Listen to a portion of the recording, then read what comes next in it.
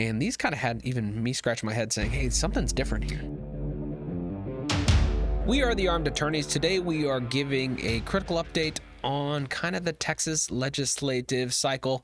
At least that's what's coming up in 2023. Now, I think everybody will find some value in this, though, because we're talking about the legislative landscape here in the state of Texas. And what we see is in these big states, Texas, California, New York, we see things that happen in these states kind of trickle down, or we see these ideas proposed in other places. Now, there's some stuff that's predictable we're going to talk about, but there's some kind of surprises here that we're also going to cover.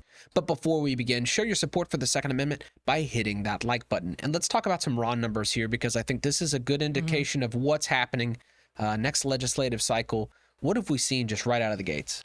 Well, so we're looking at pre-filed bills, because for those of you who are familiar with Texas politics, you already know this. For those of you who are not, Texas legislature meets every other year. We meet in odd numbered years and only from January until the end of May, because lawmakers here in Texas understand, as I think every government should, that no man, woman, or child is safe when lawmakers are meeting. And so we limit it to a very short period of time. Now, these are pre-filed bills for the session starting in January. I have never in my life seen so many anti-gun bills pre-filed in our great state of Texas. In fact, we have so many pre-filed right now that it's more anti-gun bills pre-filed than we used to see in an entire legislative session. Yeah, to put things in perspective, right now, I mean, we've just had our first week of pre-filing. We see about 50 anti-2A measures that are being proposed here in the state of Texas. Compare that with last legislative session in the same time period.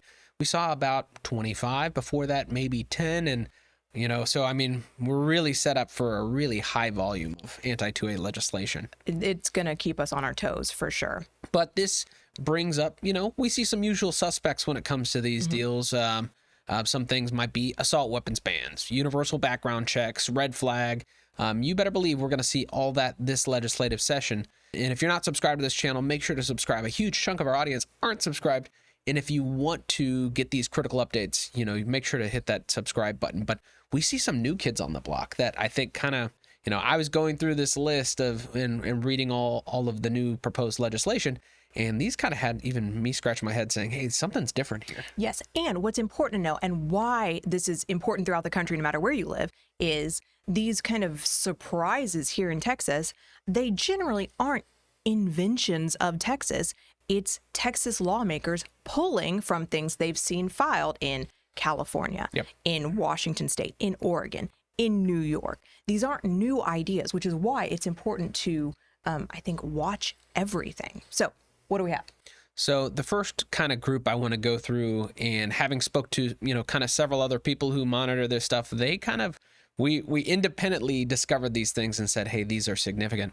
But this first grouping of bills I want to talk about are those that relate to the transfer of weapons generally. So we're talking about rifles, shotguns, handguns, what we have here in Texas, location restricted knives. Those are knives with a blade greater than 5.5 inches, and clubs.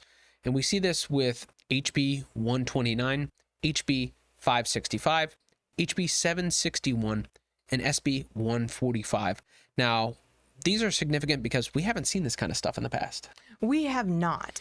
We are a pretty easy transfer state, but now we are looking at things like taking the ability of persons 18 to 20 years old, taking away their ability to purchase.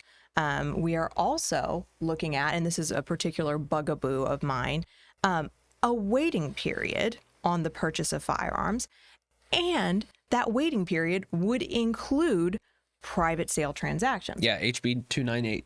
What an insane proposition. And the way it's written that you must complete the sale and then wait 3 days to receive the firearm. Can you imagine, Richard, like if I'm a criminal, I'm going to have like one, maybe not even have the firearm, but like maybe just pictures of like a Glock 19. I'm going to be like, who wants a Glock 19 for $100 or $150? Right. I'm going to collect the money, and I'm going to say, see you in 3 days, and I'm going to disappear off the face of the planet, and I'm just going to do that until I'm rich. Yeah. Yes. How easy is that? Sorry, I have to follow the law here. Yeah, I can't give you the gun for the money you gave me, but I promise I'll give it to you in 3 days. Yeah, that doesn't make a whole lot of sense to me. Now, the next one that comes up, and this is expected, we kind of saw this flavor of the month come out of the Bipartisan Safer Communities Act, and this relates to reporting the sale of multiple purchases for firearms, in some cases magazines. We see handguns, we see rifles. All these have a little bit different language, but it's something that I want to point out, things that we need to monitor. These come from HB 22, HB 106, HB 284, and HB 324. These are all bills that we need to monitor now. These all range and have a little bit of difference between them. Some say, hey, you got to report multiple sales to just the local police department. Some say local police department or the sheriff. Some say the Department of Public Safety, kind of our state police. But they all run in that same vein. And I don't know, what does law enforcement do with this information? Nothing good. Right. I mean, that's the thing. It's like, why does, assume you're in Harris County, Texas, where there were more murders this last weekend than I can even count. What is the local law enforcement going to do with a report that says Richard bought 2 magazines last week? Right. Why? Except it's going to waste money and it's going to clog resources.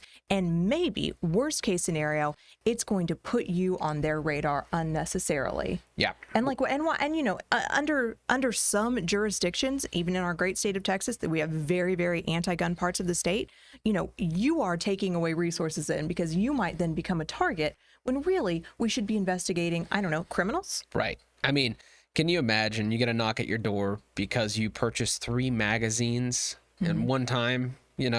Sometimes there's a deal running on magazines, and that's the right thing to do. And so, and you see this come up, and I refer back to this phenomenon. They call it the sunburn effect.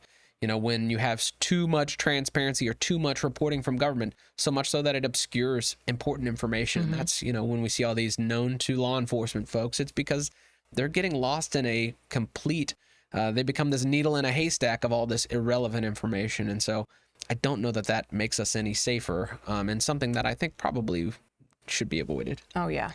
This is just a very short list and not a complete list, but just our broad view on what's to come here in the state of Texas. Again, we think it's relevant for everyone, but particularly those of you, if you live in the state of Texas, I guarantee what is happening in the legislature this session is too much for you to keep up with yourself, unless, you just have a lot of free time. So subscribe.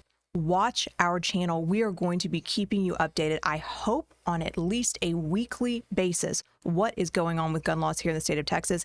It's going to be a wild ride the next 6 months. We are here to do the work for you. But if you find this information helpful, you want to know what's up on the chopping block, what rights may be affected, make sure to comment. We want to answer your questions, but we hope you enjoyed this discussion. If you did, consider subscribing, hitting that like button, and help us fight the anti-2A algorithm by sharing this video. And until next time, we're the Armed Attorneys.